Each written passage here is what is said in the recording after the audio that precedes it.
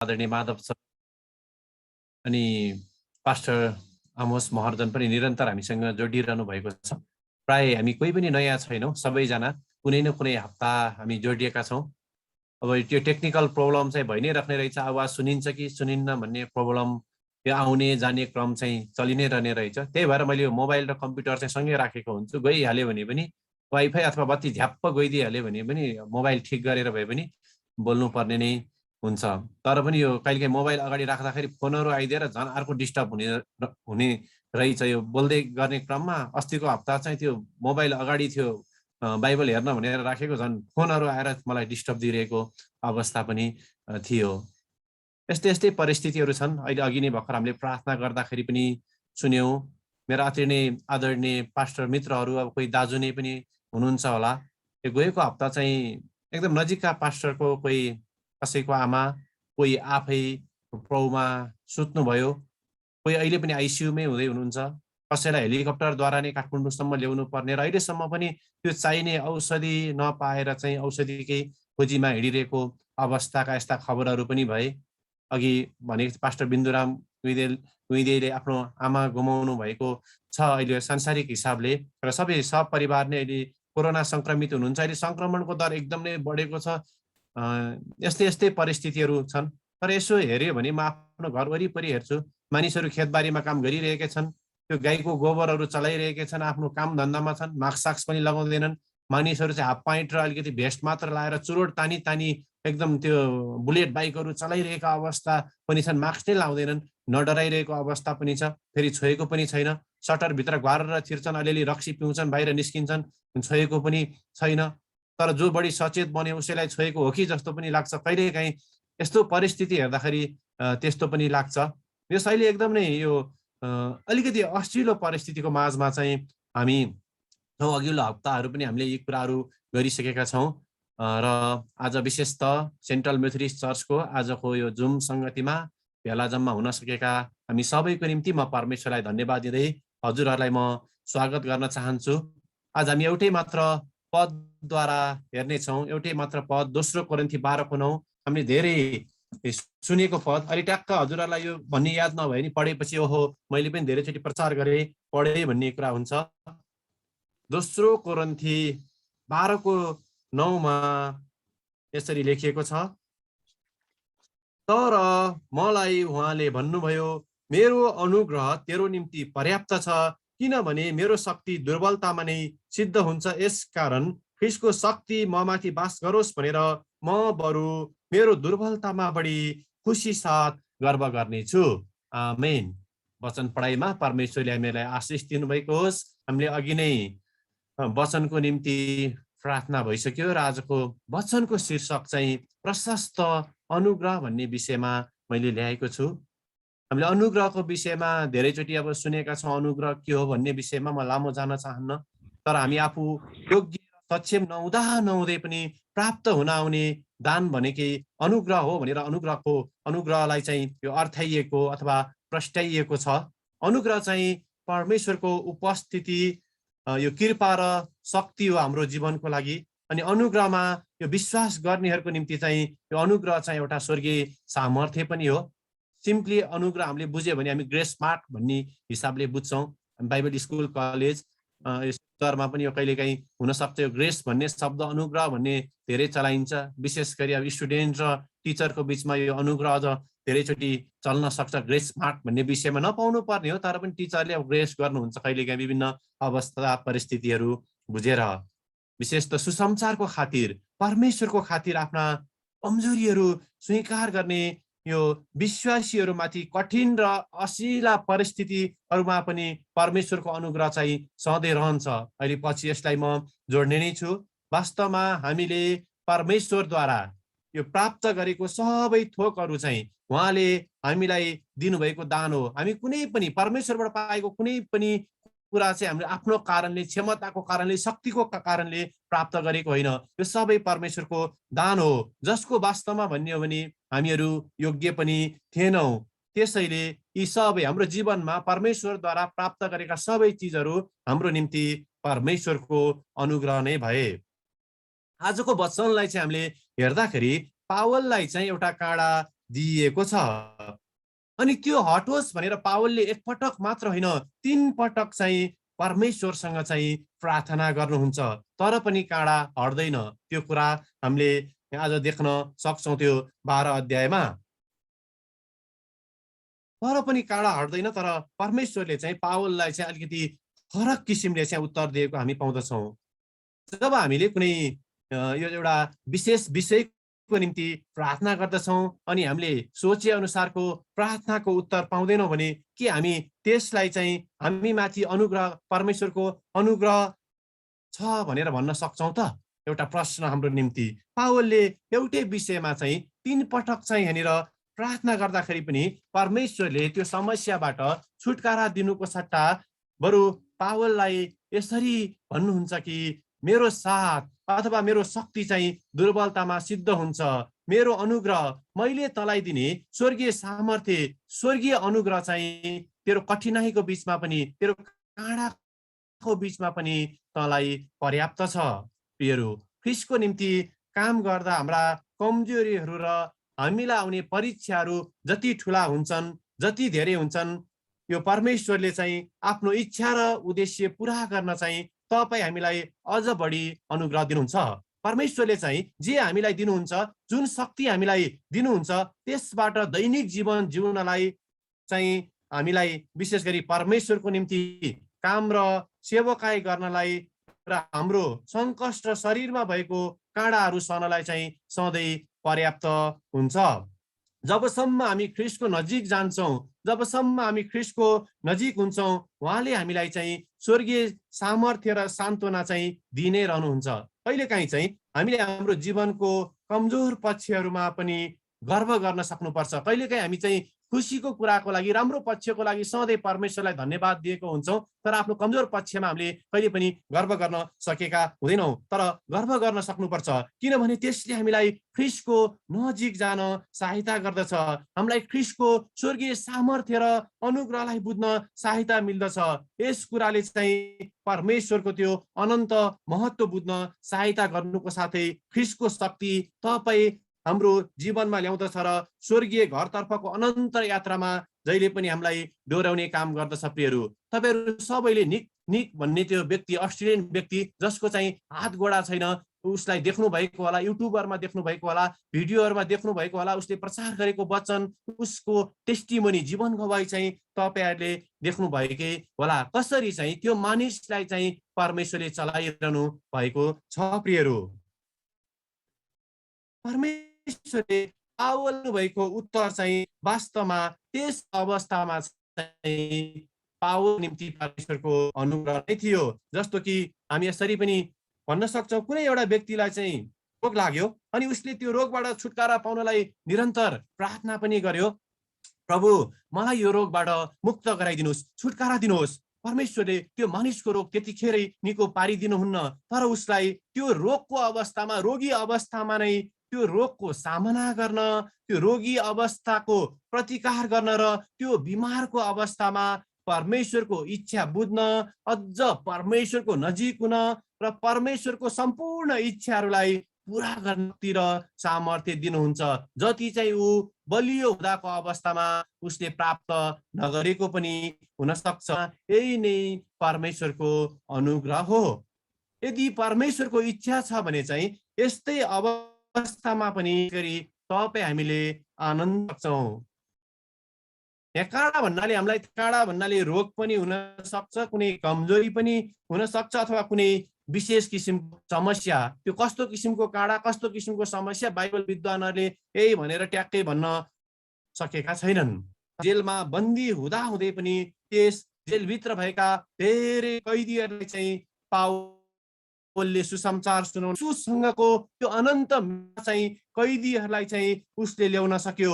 आत्मविजेताको सेवकाई जेलभित्रै भएर पनि पावलले गर्न सक्यो। अनि त्यही जेलभित्रैबाट पनि परमेश्वरका वचनका पत्रहरू लेख्ने काम चाहिँ पावलले त्यो जेलबाट नै गर्न सक्यो। सायद त्यो जेलको जीवन पावलको निम्ति कुनै काँडा भन्दा कम थिएन। हामी यहाँ भएको सायद कोही पनि जेल परेका छैनौँ होला अहिलेसम्म। त्यो जेलको विषयमा भन्नलाई जति सजिलो हुन्छ त्यो भोगाइ ज्यादै कठिन हुन्छ। अहिले लकडाउनमा 1 महिना घरभित्रै बस्नु पर्दाखेरि टिभी हरेक सुविधाहरू भएर घरभित्रै बस्नु पर्दाखेरि त कस्तो पीडा हुँदो रहेछ, मानिसहरू डिप्रेसनमा जाँदो रहेछ भने त्यो एउटा जेलको सीमित क्षेत्रभित्र बस्नु पर्दा होला, अनि त्यो पनि कुनै काँडाभन्दा कम थिएन। त जेलमा पनि हामीलाई सबै थोक यो गर्न सामर्थ्य दिनुहुने येशूको शक्तिमा चाहिँ पावलले त्यस्ता त्यस्ता कामहरू गरेको हामी चाहिँ पाउँदछौँ। फिलिप्पीको पत्र नै लेखेको कुरा हामी पाउँदछौँ, प्रभुमा सधैँ आनन्द गर भनेर। प्रियहरू, तपाईँ हाम्रो जीवनमा पनि कहिलेकाहीँ यस्तै नहटेको काँडा हुन सक्दछ, यस्तै नहटेको समस्या हुन सक्दछ। हामीले प्रार्थना पनि गरेकै हो, परमेश्वरसँग निरन्तर बिन्ती पनि गरेकै हो, तर हटेन, तर हट्दैन। अब के गर्ने त? प्रभु मलाई मेरो समस्यालाई प्रतिकार गर्ने शक्ति दिनुहोस्, त्यो समस्यासँग जुझ्ने शक्ति दिनुहोस्, समस्याको बीचमा पनि तपाईँको आवाज सुन्ने शक्ति मलाई दिनुहोस् प्रभु, किनभने तपाईँको अनुग्रह मेरो निम्ति प्रशस्त छ, तपाईँको अनुग्रह मेरो निम्ति पर्याप्त छ, तपाईँले दिनुहुने शक्ति मेरो निम्ति पर्याप्त छ, किनभने तपाईँको शक्ति मेरो दुर्बलतामा नै सिद्ध हुन्छ। प्रियहरू, परमेश्वरको अनुग्रह कति महान र शक्तिशाली छ भन्ने कुरा यस्तै अवस्थाहरूमा मात्र हामी बुझ्न सक्छौँ। परमेश्वरलाई जसरी हामीले चिन्ने, जान्ने र बुझ्ने अनुग्रह प्राप्त गर्यौं, त्यो अनुग्रह हामीलाई मिल्यो, त्यसै गरी परमेश्वरको साथमा जिउने अनुग्रह पनि हामीले चाहिँ यस्तै कमजोरीहरूमा, दुर्बलताहरूमा, रोगको अवस्थामा चाहिँ प्राप्त गर्न सक्छौं। काँडाकै अवस्थामा पनि हामी परमेश्वरलाई धन्यवाद दिन सक्दछौँ। प्रियहरू, जब पावलको काँडा पावललाई बिजाइरहेको थियो, काँडा भने बिजाउँछ नि, काँडाले दुःख दिने काम गर्छ, काँडाले घोच्ने काम गर्छ, पावललाई पनि त्यो काँडाले बिजाइरहेको थियो। साथसाथै त्यो काँडाले उनलाई बिजाउनुको साथसाथै पावललाई त्यो काँडाले नम्र पनि बनाइरहेको थियो। अनि परमेश्वरको सामु चाहिँ म कमजोर छु भन्ने कुराको आवाज पनि पावललाई चाहिँ दिलाइरहेको थियो। प्रियहरू, मैले धेरैचोटि भन्छु, दमस्कसको यात्रामा प्रभुसँगको जम्का भेट र त्यसपछि पावलको जीवनमा आएको परिवर्तन, त्यो परिवर्तन सँगसँगै पावलले पवित्र आत्माबाट पाएको शक्ति र सामर्थ्यको कारण अनि प्रशस्त प्रकाशको कारण, उनलाई दिएको त्यो विभिन्न वरदानहरूको कारण पावल घमण्डले फुल्न सक्ने सबै क्रेडिट अथवा श्रेय चाहिँ परमेश्वरमा पनि। तर परमेश्वर यहाँ पावललाई हाम्रो जीवन नै परमेश्वरको अनुग्रह हो भनेर सम्झाउनुहुन्छ। पावललाई त्यो कुरा चाहिँ पवित्र आत्माले सम्झाउनुहुन्छ अथवा येशूले सम्झाउनुहुन्छ र पावलले आज मण्डलीलाई अथवा तपाईँ हामीलाई सम्झाउनुहुन्छ।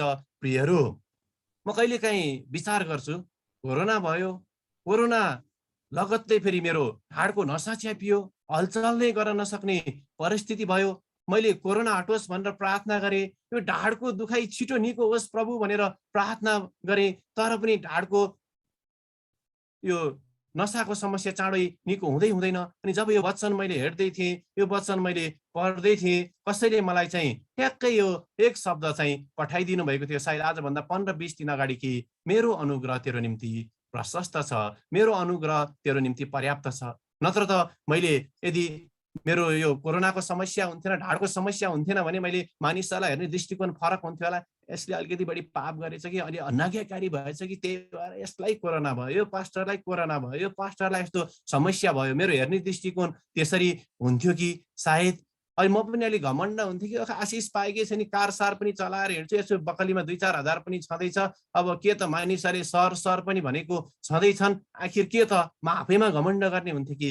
तर यी दिनहरूमा मैले पनि परमेश्वरको अनुग्रहलाई नजिकबाट निहाल्ने मौका पाएँ, जीवन के हो भनेर नजिकबाट चिन्ने मौका पाएँ। परमेश्वरको अनुग्रह बिना मेरो जीवन केही पनि होइन भन्ने कुरा अझ नजिकबाट, धेरै नजिकबाट चाहिँ भोग्ने मौका मैले पाएँ। अनि यो कोरोना अनि यो रोगहरूले मलाई परमेश्वरप्रति कमजोर बनाएन, अझ मलाई बलियो बनायो, परमेश्वरबाट टाढा लगेन, अझ परमेश्वरको नजिक बनाउने काम चाहिँ गर्यो। प्रियहरू, कहिलेकाहीँ हाम्रो जीवनमा भएका काँडाहरूले चाहिँ हामीलाई अझ धेरै परमेश्वरको नजिक हुन सहायता गर्छ, परमेश्वरको अनुग्रहलाई चाहिँ बुझ्नलाई सहायता गर्छ। परमेश्वर बिनाको मेरो जीवन केही पनि होइन, म जे हिँडेको छु, चलेको छु, जे गरेको छु त्यो परमेश्वरको अनुग्रह हो भनेर बुझ्नलाई सहायता गर्छ। मेरो जीवनमा जे जति पनि छन् ती सबै परमेश्वरकै हुन् भनेर बुझ्नलाई सहायता गर्छ। प्रियहरू, यहाँनिर कहाँ भनेर दर्दनाक प्रार्थना गर्दा प्रभु पावललाई ढाडस दिनुहुन्छ। प्रार्थना गरे, रोगी बिमारीहरू निको भए, पावलद्वारा अचम्मका कामहरू मिराकल्सहरू पनि भए। तर आफ्नै काँडा हटोस् भनेर प्रार्थना गर्दाखेरि त्यो काँडा हटाइदिनुहुन्न प्रभुले, तर यहाँनिर प्रभुले पावललाई ढाडस दिनुहुन्छ। अनि त्यही ढाडसबाट पावलले फेरि गहिरो सान्त्वना पनि पाउँदछन् कि परमेश्वरको अनुग्रह मेरो निम्ति अथवा पावलको निम्ति चाहिँ त्यहाँनिर पर्याप्त छ। त्यो ढाडस पावलले प्राप्त गर्छन्। पावलको कमजोरीको बिचमा पनि परमेश्वरले दिनुभएको वचनको सान्त्वना र परमेश्वरको उपस्थिति पावलको जीवनमा शक्तिको स्रोत बनेको थियो। प्रियहरू, तपाईँ हाम्रो जीवन पनि, तपाईँ हाम्रो जीवनका कठिनाइहरूमा पनि, हस्जिला परिस्थितिहरूमा पनि, यो काँडाहरूका बिचमा पनि परमेश्वरको वचनको सान्त्वना र परमेश्वरको उपस्थिति चाहिँ तपाईँ हाम्रो जीवनमा हुनुपर्छ। र त्यही परमेश्वरको वचनको सान्त्वना र परमेश्वरको उपस्थिति चाहिँ तपाईँ हाम्रो शक्तिको स्रोत हुनुपर्छ। आमेन, हालेलुया। पावलले यहाँ सोचे जस्तो, पावलले चाहिँ आशा गरे जस्तो उत्तर परमेश्वर पावललाई दिनुहुन्न र पावलको समस्यालाई चाहिँ हटाउनुको सट्टा, प्रार्थना गरेपछि त समस्या हट्नु पर्ने हो नि, तर त्यो समस्या हटाउनुको सट्टा प्रभु सान्त्वनाको वचन चाहिँ पावललाई दिनुहुन्छ कि मेरो अनुग्रह तेरो निम्ति प्रशस्त छ, मेरो अनुग्रह तेरो निम्ति प्रशस्त छ। कतिपय हाम्रा यो कठिन गाह्रो अवस्थाहरूमा परमेश्वर उहाँको वचनद्वारा हामीसँग बोल्नुहुन्छ, परमेश्वर आफ्नो वचनद्वारा हामीलाई सान्त्वना दिनुहुन्छ, तर हामी त्यो वचनद्वारा सान्त्वना लिन सक्दैनौँ। ओहो, मैले त यस्तो मागेको, म यो कठिन परिस्थितिमा छु, अहिले मलाई कोरोना भयो, ट्याक्कै ज्वरो हटोस्, सबै कोरोना नेगेटिभ आओस् 10 दिन नै भनेर मागेको, तर परमेश्वरले त मलाई वचन दिनुहुन्छ, नडरा किनभने म तँसित छु, निरुत्साहित नहो किनभने म तेरा परमेश्वर हुँ। खोइ होला र? यसरी होइन, पावलले जस्तै वचनद्वारा सान्त्वना र ढाडस हामीले पाउनु पर्दछ र त्यो चाहिँ हाम्रो निम्ति शक्तिको स्रोत चाहिँ हुनु पर्दछ। प्रियहरू, र अन्तिममा हामी पावलको पत्रहरूमा पनि येशूको पुनरुत्थानको शक्ति लिएर त्यो पुनरुत्थानको सत्य कसरी पावलको जीवनमा काम गरेको थियो भनेर देख्न सक्छौँ। पावलका प्राय पत्रहरूमा ती सबै कुराहरू पावलले वर्णन गरेका छन्। साँच्चै नै परमेश्वरको अनुग्रह चाहिँ पावलको जीवनमा त्यो काँडाको पीडालाई सहन गर्नलाई पर्याप्त थियो। प्रियहरू, त्यही भएर त पावलले यहाँ खुसी साथ आफ्नो कमजोरीमा, त्यो काँडामा पनि गर्व गरेको पाउँछौँ। हामी त्यो 12 अध्यायको सुरुमै त्यो कुरा देख्न सक्छौँ। किनभने मृत्युको जोखिमका बीच पनि ख्रीष्टको जीवन दिने शक्तिको अनुभव चाहिँ पावलले गरेका थिए। प्रियहरू, मृत्युको जोखिमको बीचमा पनि ख्रीष्टको जीवन दिने शक्तिको अनुभव पावलले गरेका थिए। आज तपाईँ हामीले पनि त्यो जोखिमको बीचमा, खतराको बीचमा येशूको त्यो जीवन दिने शक्तिलाई चाहिँ हामीले महसुस गर्न सकौँ, हामीले ढाडस पाउन सकौँ, हामी बलियो हुन सकौँ, हामीले सान्त्वना पाउन सकौँ, हामीले एकअर्कालाई सान्त्वना दिन सकौँ भनेर म परमेश्वरसँग प्रार्थना गर्दछु। प्रियहरू, आज अन्तिममा हाम्रो निम्ति चुनौती के? आज हामीले हाम्रो जीवनमा भएको अनुग्रह, परमेश्वरको त्यो अनुग्रहलाई प्रशस्त छ भनेर यस्ता समस्या काँडाको बीचमा पनि भन्न सकेका छौँ त?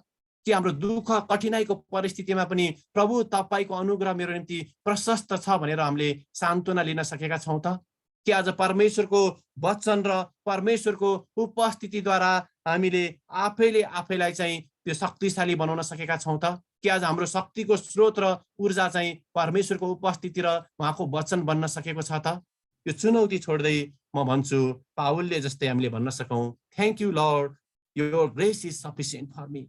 तपाईँको अनुग्रह मेरो निम्ति प्रशस्त छ। परमेश्वरले हामीहरू सबैलाई आशिष दिनुभएको होस्। धन्यवाद। आउनुहोस्, म 1 मिनट छोटो प्रार्थना गर्छु। हामी सबैले यो समय शिर निहुराउँ। सर्वशक्तिमान परमेश्वर पिता, म तपाईँलाई धन्यवाद दिन्छु तपाईँको शक्तिशाली वचनको निम्ति। पावलले निश्चय नै को जीवनमा भएको काँडो हटोस् भनेर 3 पटक प्रार्थना गर्नुभयो। तर तपाईँ प्रभुले पावललाई भन्नुभयो, मेरो अनुग्रह तेरो निम्ति प्रशस्त छ, मेरो अनुग्रह तेरो निम्ति पर्याप्त छ। आज पावललाई मात्र होइन, तपाईँ परमेश्वरले पवित्र आत्माद्वारा हामी एक एकलाई भन्दै हुनुहुन्छ, मेरो अनुग्रह तेरो निम्ति पर्याप्त छ।